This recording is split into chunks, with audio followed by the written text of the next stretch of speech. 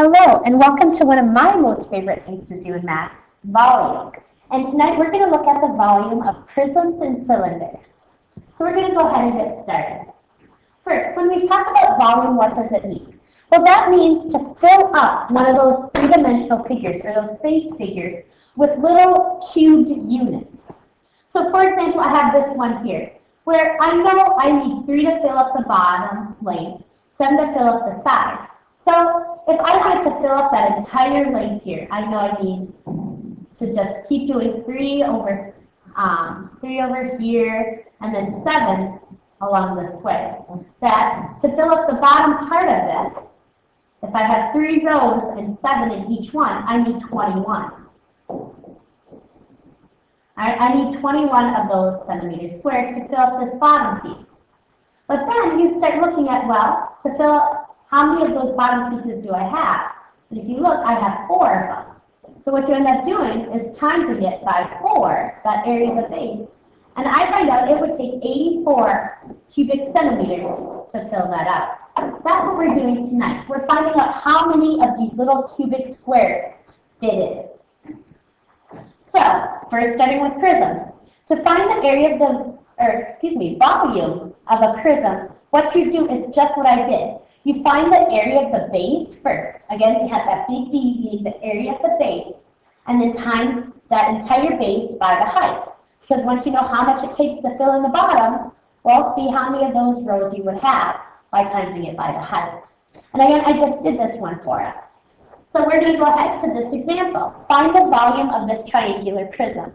Now, one of the key components of this is you need to make sure you start with the base. So here, with what they name it, the triangular prism, we know that the base of this is a triangle, right? Because they call it a triangular prism. So we need to make sure we start with the triangular part. Find out how many fit in that triangle, and then times it by the height. So looking at this one, you can take out that key piece and showing it, well, it has a height of 14 centimeters and a length of 9 centimeters. And when we multiply that, we get 126 centimeters squared. Now, here's the thing though. Our base is a triangle. And what do we know about a triangle?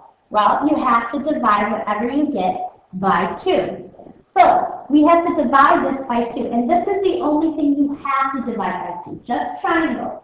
Because a triangle is half a rectangle. So our actual base is 63 centimeters squared. All right, so that's my base.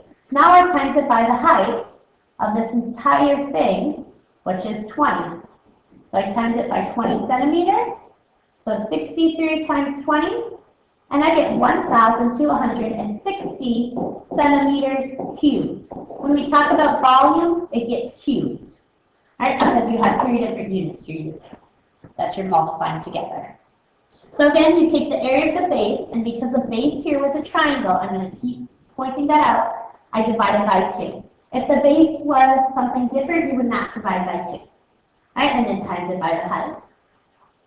Here's this one. Find the volume of this rectangular prism. So again, you can find the the base, and really here, you could say the base is really this bottom piece. And I could draw this out, so there we go.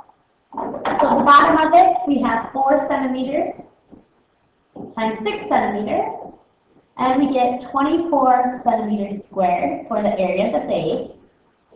But now, again, we times that base by how tall it is, which is 5. So 24 times 5, and you get 120 centimeters cubed. There we be.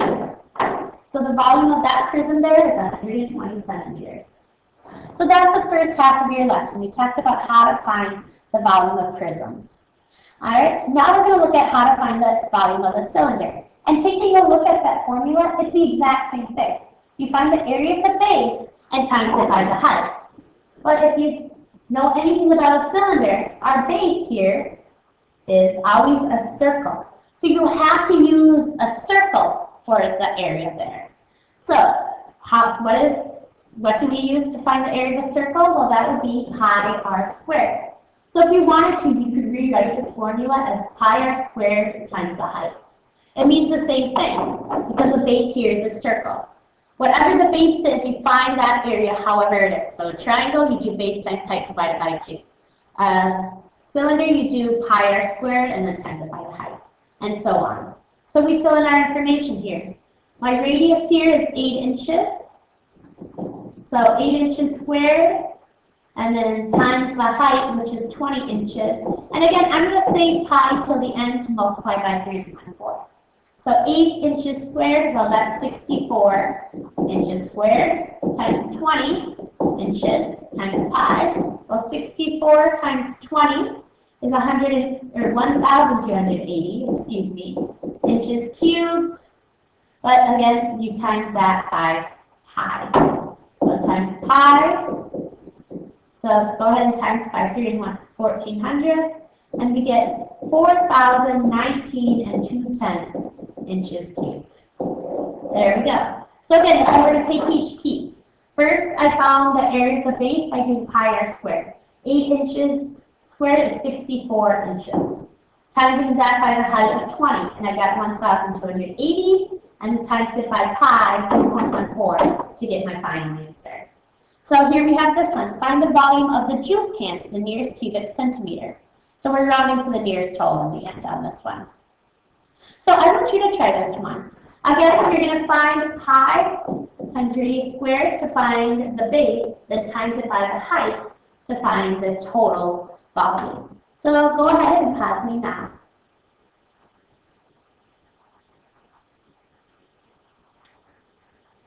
Alright, so I'm going to go through this one rather quickly. If I put in 3 4/10 for the radius, I end up with 11 5600 times the height of 16 centimeters. And again, there'd be centimeters squared in all of those, or centimeters squared in that one. And then times pi, so 11 5600 times 16 is 184 and 9600 times 3.14. And I get 580 and, wow, 77 hundredths if I round it to the hundredths, centimeters cubed. But they want me to round this to the nearest whole cubic centimeter, so really, my answer is 581 centimeters cubed. There we go. So that's tonight's lesson. Tonight's lesson, we talked about the generic formula. The volume is equal to the area of the base times the height. My biggest point I can stress to you tonight is take a look and figure out what the base is first. Then find that area, then just times it by the height, whether you're talking about prisms or cylinders. Have a terrific night. I will see you tomorrow.